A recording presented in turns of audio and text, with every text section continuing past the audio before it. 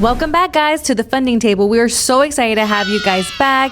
In this episode, we're going to talk about something that a lot of people forget about, especially if you're a first-time homeowner or if you already owned your home for quite some time. This is something that could literally save you hundreds, if not thousands of dollars. That's right. So we definitely want to chop it up, break it down for you guys, and let you guys know exactly what you need to do as a first-time homeowner and what you should do as a homeowner. If you're a really smart one, you've already done this.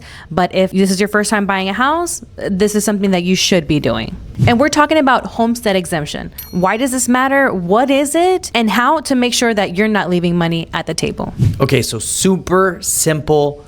In layman's terms, it is basically a property tax exemption.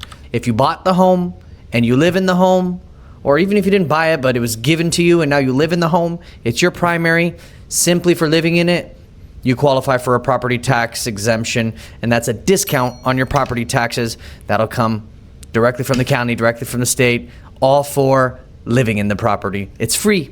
And I know that it's free, right? Like, we know because we've already filed our homestead exemption. That's probably one of the first things that we did when we bought a house, right? But a lot of people don't even do it. And it's crazy because you're literally paying more per month on your mortgage or paying higher property taxes when this is literally an exemption to help you save hundreds, if not thousands of dollars on your property tax bill. I've seen people who bought a home 20, 30 years ago, and they may come to me for a refinance, and when I do some digging, they had not filed that property tax exemption this whole time living in the property. So for 20 consistent years, they have not been taking advantage of the benefits.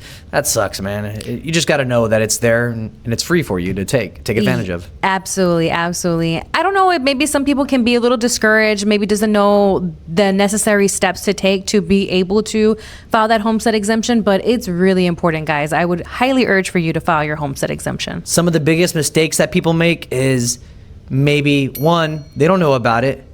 Two, they think it's automatic, that it happens by itself, but it doesn't. You actually have to fill out a form and go and make sure that it applies to your property. I mean, it's free, but you got to put in a little bit of work. So that's important. Some people are so excited after they bought their home that they just get busy with moving in and life piles up and they just forget to go and file it.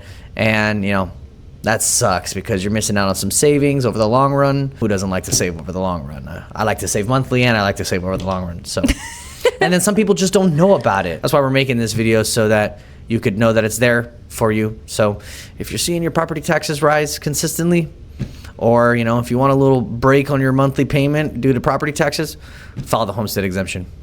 Yes, and the process is really simple. I know that here where we're at locally in South Texas, there's not really a deadline on when you need to file homestead. You could basically file homestead as soon as you have your ID registered with your new address and you're the homeowner of the property that you're trying to file this homestead exemption on. You could file it as soon as you have an updated driver's license. So it's really seamless. You basically just go to the county. You can go in person or sign up online, fill out a form, show proof of your valid driver's license with the updated address, and it takes maybe 30 days for them to update it in their system, and the homestead exemption should take place. And the cool thing about this is that once you file it for that first time, if you continue to reside in the property for, let's say, 10 years, you only need to file it that one time. The only time that they basically will require for you to file a homestead exemption again would be if you transfer properties. But other than that, if you're just going to live there for here on out, you just need to file it one time, and it's definitely worth filing, guys. So file it once, and the savings and the protection are every year. You don't have to renew it. That's big. Another thing that people don't realize is not only does the homestead exemption give you a discount on your property taxes, but it also offers protection. I've seen where, from year to year, maybe your taxable value on your property shoots up a dramatic amount, and that is limited when you have homestead exemption filed. So that homestead exemption protects you from rapidly increasing property taxes. It prevents the taxable value of your property from shooting up dramatically year over year. So not only is it current savings, but it's future protection from rising property taxes. That's huge. And in some states, it also has some benefits and some protections from creditors going after someone for a debt. So a homestead exemption has other benefits for you and protection, and it's a no-brainer. Yes, it really is a no-brainer. I like how you mentioned that there's that protection, because yes, depending on what area you're in, there's a certain amount of percentage that the county can tax your taxable value each year. So with that homestead exemption, you have that cap, you have that protection, but without the homestead exemption, it is fair game, guys. So I would, like I said, highly recommend to file that homestead exemption. It's free. It's a one-time thing. I help my buyers file this homestead exemption, and it literally takes no more than 10, max 15 minutes of your time to file it. So there's really no excuse. For example, if your property is being taxed at $300,000 this year, and next year the values are going up, and let's say the county wants to now tax your property next year at $400,000.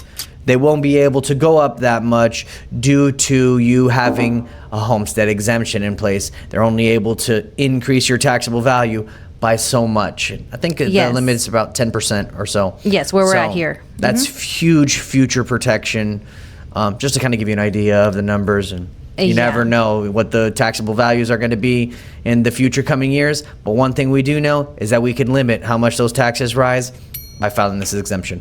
And not only that, but we're always asking for discounts, guys. We're always like, where can we get a discount? Where can we get a discount? This is literally your discount. Here is where you can get the discount. This is where you're going to get your discount. This is where you're going to pay the least amount of property taxes by filing this homestead exemption. And not everyone can file homestead exemption. You have to reside in the property that you're staying in, that you're the homeowner of. So it has to be your primary residence for you to file this homestead exemption. You can't file it on investment properties, so on and so forth. So just take that opportunity, get that discount, and get that cap that protects you as a homeowner. So if you recently bought a home, or if you currently own a home and have never heard of this, make it a priority, file your homestead exemption, contact us if you need help.